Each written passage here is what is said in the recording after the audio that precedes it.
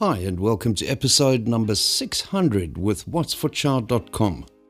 With festive season upon us, today we're going to make a batch of amazing coffee wine. This project started some time ago as an experiment, and the initial results were so pleasing that it warranted further investigation. In the preliminary experiment, I used a generic champagne yeast which produced a very drinkable wine comparable to a good sauvignon blanc. In light of this, I contacted Anchor Yeast, a subsidiary of Lallimand Yeast in South Africa. The specialists in the wine yeast division were very helpful in isolating 4 different wine yeasts in order that I could find the very best yeast for this purpose. At this point, I would like to make this very clear. This is not a yeast competition. It is an exercise to find the very best yeast for making this coffee wine. In addition, the reason I went with Anchor and Lallamand is purely based on their expertise, knowledge and reputation in this field. They were kind enough to supply 4 sample batches of yeast and all of the relevant data sheets. However, I was in no way financially rewarded for using their products. This is purely a scientific endeavour and in no way meant as an advertisement for Anchor Yeast or Lallimand. In addition, I really wanted to use products that are available worldwide in order that you can give this a try yourself.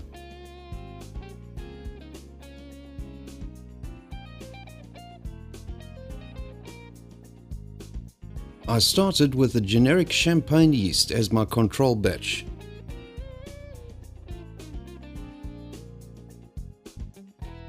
The first of the Lallimand yeasts is Vin 7. This is a yeast developed specifically for the production of sauvignon blanc wines. At this stage of the project, I thought this would be the most promising prospect. Next up is Vin 13. This yeast has been developed for the production of both sauvignon blanc and chardonnay. Then there is NT202. A yeast developed for the production of aged red wines like Shiraz.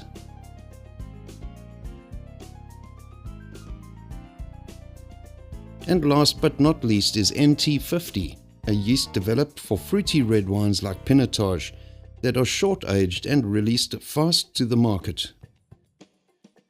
To make this project more manageable, I am making small batches of each variant using 2-litre bottles and Patmax brew caps. These caps have a built-in pressure release valve in the lid, and for this exercise they are just much easier to use than fermentation bubblers. The fact that the wine in this instance will start off carbonated is immaterial, as it will be degassed during the clarification process anyway.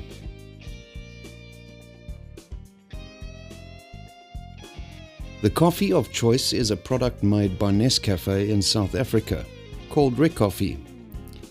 This is a blend of pure coffee granule, chicory, dextrins and dextrose. The dextrins and dextrose are very yeast friendly and aid in a good fermentation. This coffee blend is available worldwide through numerous international South African food product franchise outlets. I will leave links to these in the description below. Once again, I would like to stress that this is not an advertisement for Nestlé or Recoffee. To start, each of 5 bottles receive 90 grams of Recoffee granules and 200 grams of white sugar.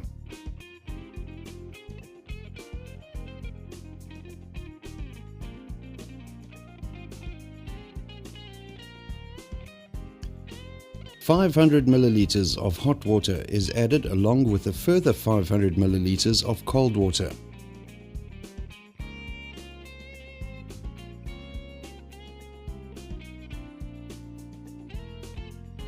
Give each bottle a good shake to dissolve the coffee granules and sugar entirely.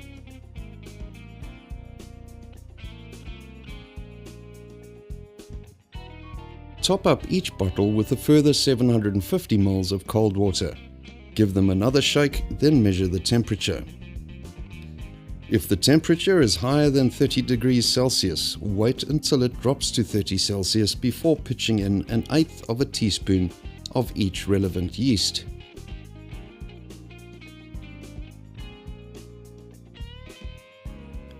Place the brew caps or fermentation bubblers on the bottles and place the bottles in a warm but shady place to ferment for 30 days. The primary reason for this long fermentation is that I want the wines to be totally sugared out in order that we can taste the absolute essence of each variant in its driest form. After this, the wine can be back sweetened to taste. In addition, in a controlled experiment of this nature, every variant must be treated in exactly the same way. After the 30 days, each batch was tasted to ensure that all the sugars had been consumed. The wine was then poured off into clean, sterilized bottles, taking care to leave the majority of yeast and sediment behind. At this stage, if you opted to use brew caps, the wine will be very fizzy and the racking will require a good deal of patience.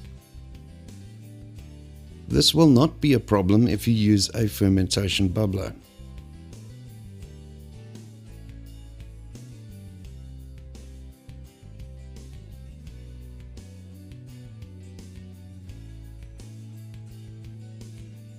The wines will still be almost totally opaque due to microscopic coffee sediment and the yeast in suspension. To clear the wine, transfer the bottles to your refrigerator for a full 24 hours. After this time, measure 160 milliliters of water and add 5 milliliters or a teaspoonful of gelatin. Allow this to stand for about 30 minutes until the gelatin has bloomed in the water.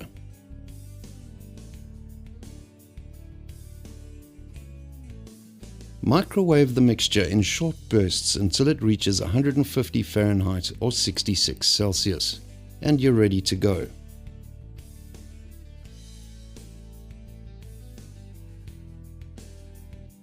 Pour 30 milliliters of the gelatin solution into each bottle and give it a gentle top stir with a swizzle stick. Return the bottles to your refrigerator to clear. The gelatin solution bonds the proteins and particulates in the wine, making them heavy enough to precipitate to the bottom of the bottles. This clearing process can take up to a week to complete.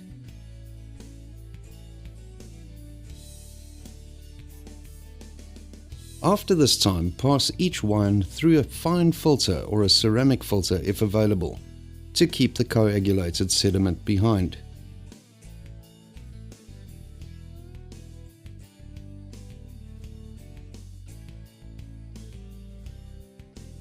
The wine can be treated with sulfite in the form of Camden tablets to kill any remaining yeast. However, I opted to simply bottle and refrigerate. We live in the heart of the R62, the longest wine route in the world. As a result, we have no shortage of wine aficionados, and I took full advantage of this. I invited a whole bunch of them to a formal wine tasting, and these are the results. The Vin 7, which seemed to be the most likely candidate, turned out to be a bit thin and lacking in aroma and flavour.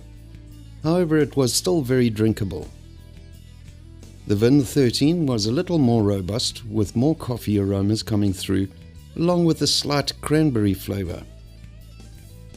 The NT 50 was again more robust, with a stronger coffee flavour and berry flavours coming through.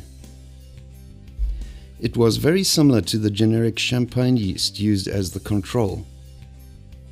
The tote favourite was with no doubt the NT 202, which was far ahead of the other wines in aroma and flavour. The clarity and appearance of all the varieties was absolutely brilliant, and overall the tasting was met with much interest and enthusiasm. At this stage, I would like to thank Anchor Yeast and Lallimand for supplying the yeast variants and expertise. That's it for today, folks. Please like, subscribe and share this with your family and friends. And we'll see you again real soon.